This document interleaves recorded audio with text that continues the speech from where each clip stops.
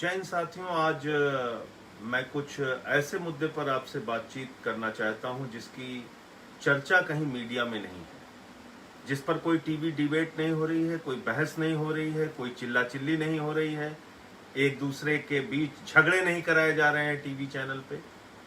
और ये मसला मैं आपसे क्यों डिस्कस करना चाहता हूं, ये बात मैं आपके साथ क्यों साझा करना चाहता हूं, इसलिए साझा करना चाहता हूं दोस्तों कि पिछले कई दिनों से हम लोगों को ऐसे समाचार देखने को मिलते हैं, 1000 किलोमीटर पैदल यात्रा में लोग निकल पड़े, 1200 किलोमीटर पैदल यात्रा पे लोग निकल पड़े, गुजरात से निकल पड़े, महाराष्ट्र से निकल पड़े।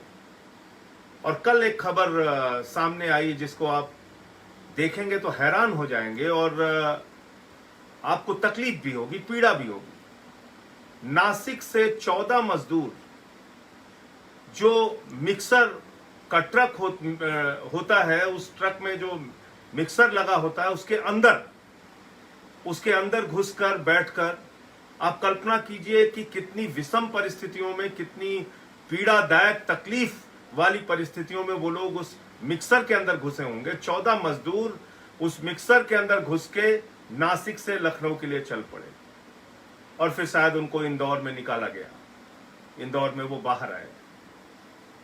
इस प्रकार की भी खबरें आई कि कुछ लोग अपने घर के लिए निकल पड़े और रास्ते में उनकी मौत हो गई, अपने घर नहीं पहुंच पाए। खबरें पढ़ने के बाद, देखने के बाद मन विचलित हो जाता है, पीड़ित हो जाता है कि इस देश में क्या मजदूरों के लिए, गरीब आदमी के लिए जो रोज कमाते हैं, रोज खाते हैं, क्या उनकी कोई चिंता नहीं है? क्या उनके बारे में कोई कार्य योजना सरकार के पास नहीं है? कोई नीति सरकार के पास नहीं है? उनके लिए कोई पैकेज सरकार के पास नहीं है? हर दिन टीवी चैनल पे आप देखेंगे हिंदू मुसलमान की बहस, यानी टीवी वालों को यह भी पता चल जाता है कि अंडमान निकोबार में अगर दो लोग आपस में भिड़े तो उसमें हिंदू कौन था और मुसलमान कौन था और उसका क्या एंगल देना है, उसकी भी चर्चा शुरू हो जाती है। 3 तलाक पे महीनों बहस करती है टीवी मीडिया, मंदिर मस्जिद पे महीनों बहस करती है, सालों बहस करती है। लेकिन जब कोई जनता से जुड़ा हुआ मुद्दा आता है तो उस पर कोई बातचीत नहीं होती। आपको मैं बताना चाहता हूं पिछले दिनों क्या हुआ। जनता की गाढ़ी कमाई का पैसा जो बैंकों में जमा होता है, मजदूर का पैसा, किसान का पैसा, कर्मचारी का पैसा, छोटे व्यापारी का पैसा, वो पैसा उठाकर बैंकों ने कुछ बड़े पूंजीपतियों को कर्ज दे दिया और ये कर्जा लाखों करोड़ रुपए में है। इसके बारे में मैंने पार्लियामेंट में भी सवाल उठाया। लगभग 10 लाख करोड़ रुपए का कर्जा चंद पूंजीपतियों को दिया गया पूरे देश के अंदर, और सरकार धीरे धीरे करके उनका कर्जा माफ करती जाती है। हिंदुस्तान के मजदूरों के लिए कोई पैकेज नहीं है। लेकिन आपने नाम सुना होगा नीरव मोदी का, मेहुल चौकसी का, जिन्होंने लगभग 22,000 करोड़ रुपए बैंकों का लूटा है, भ्रष्टाचार किया है, और आज वो विदेशों में बैठे हैं। मेहुल चौकसी ने एंटीगुआ की नागरिकता ले ली, विदेश में जाके बस गया। नीरव मोदी के बारे में खबरें चलती है, साहब वो भगोड़ा है, अब आएगा, लंदन में छिपा है, यहां है, वहां है। अरे आप ये किसको मूर्ख बना रहे हैं? इस खबर पे जरा ध्यान दीजिए आप लोग। मेहुल चौकसी का और नीरव मोदी का हजारों करोड़ रुपए केंद्र की भाजपा सरकार ने माफ कर दिया, हजारों करोड़ रुपए। और सिर्फ मेहुल चौकसी, नीरव मोदी का नहीं, ऐसे 50 विलफुल डिफॉल्टर हैं, टॉप डिफॉल्टर हैं, ऐसे 50 बड़े कर्जदार हैं जिनका 68,607 करोड़ रुपए माफ कर दिया गया। और पूरे देश में कहीं कोई चर्चा नहीं, कहीं किसी टीवी चैनल पे बहस नहीं, कहीं कोई इसको मुद्दा नहीं बनाया जा रहा है। आप बताइए कि अगर ये 68,000 करोड़ रुपए ऐसे कोरोना संकट से निपटने के लिए इस वक्त लगा दिया जाता तो कितना भला हो सकता था इस देश के मजदूरों का। आज बिहार की सरकार, नीतीश कुमार जी और उनके उप मुख्यमंत्री जो भारतीय जनता पार्टी के हैं, सुशील मोदी जी, वो कहते हैं हमको बिहार के लोगों को घर बुलाने के लिए पैसा नहीं है, हम गाड़ी नहीं दे सकते, हम बस नहीं दे सकते। लेकिन ये 68,000 करोड़ रुपए चंद पूंजीपतियों का, 50 पूंजीपतियों का माफ कर दिया गया।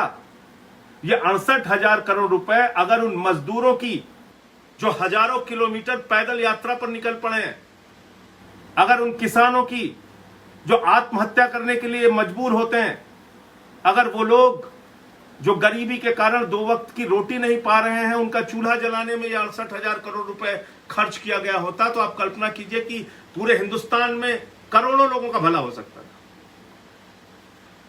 सबको उनके घर पहुंचाया जा सकता था इस पैसे से।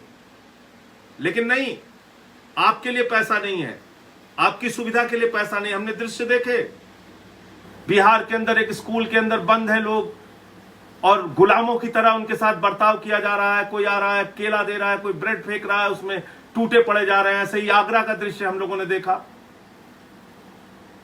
ये बहुत ही पीड़ादायक जो कल की घटना का जिक्र मैं कर रहा हूं कि नासिक से मिक्सर के अंदर बैठ के 14 मजदूर चल पड़े। आप उनकी पीड़ा का अंदाजा लगाइए।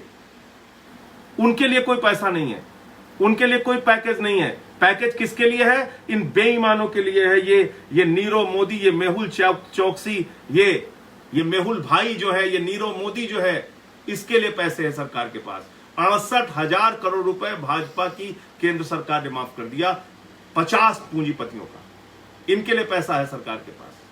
हमसे आपसे टैक्स का पैसा लेते हैं, हमसे आपसे बैंकों में पैसा जमा कराते हैं, हम अपनी मर्जी से भी बैंकों में पैसा जमा करते हैं। वही पैसा उठा के इन बेईमानों को कर्ज में दे दिया जाता है और के नागरिकता ले लेते हैं। सरकार उनको ढूंढने का, पकड़ने का बहाना करती है और बाद में उन्हीं का कर्जा माफ कर देती है। और इस पे आपने किसी टीवी चैनल पे बहस देखा? कहीं आपने 2 लोगों को मुर्गा लड़ाओ योजना के तहत आपस में लड़ते हुए देखा?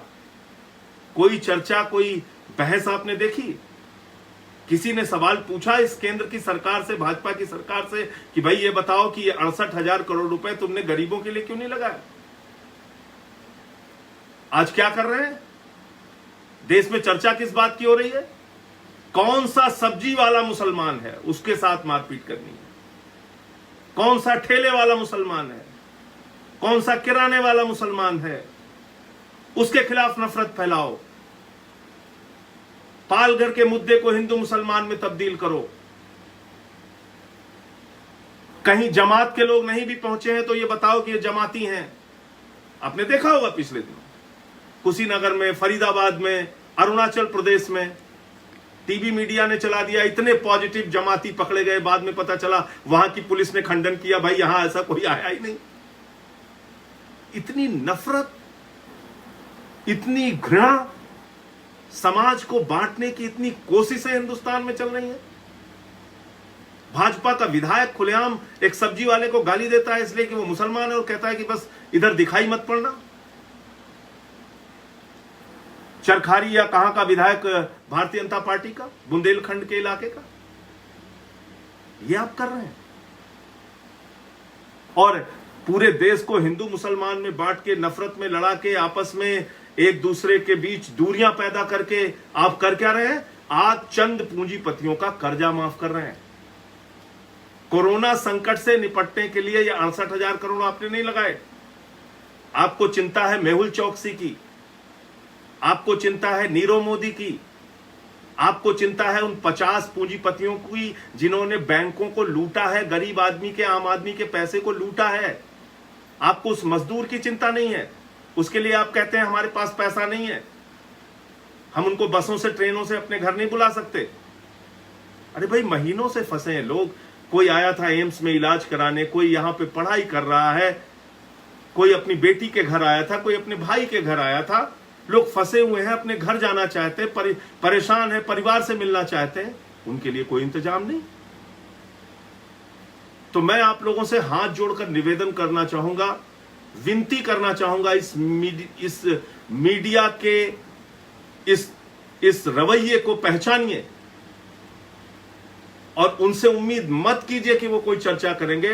अपने अपने स्तर पे सोशल मीडिया पर वीडियो बनाकर ये मामला आप लोग प्रचारित कीजिए, व्हाट्सएप पे, फेसबुक पे, ट्विटर पे, और इसको गांव गांव तक पहुंचाइए कि 68,000 करोड़ रुपए 50 पूंजीपतियों का माफ कर दिया गया है, जिसमें नीरव मोदी भी शामिल है, जिसमें मेहुल चोकसी भी शामिल है, उसका भी हजारों करोड़ माफ कर दिया गया है और गरीबों को मरने के लिए छोड़ दिया गया है, गरीबों को भूख से पीड़ा झेलने के लिए छोड़ दिया गया है, गरीबों को हजारों किलोमीटर पैदल चलने के लिए लावारिस छोड़ दिया गया है।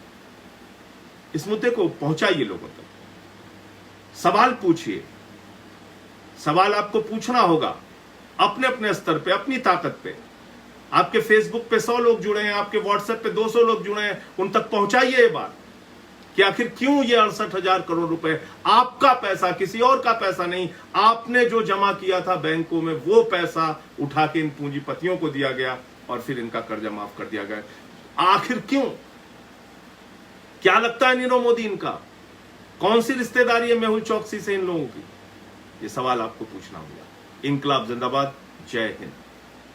ಈ ವಿಡಿಯೋ ನಿಮಗೆ ಇಷ್ಟವಾದಲ್ಲಿ ಲೈಕ್ ಮಾಡಿ, ಶೇರ್ ಮಾಡಿ, ಸಬ್ಸ್ಕ್ರೈಬ್ ಮಾಡಿ.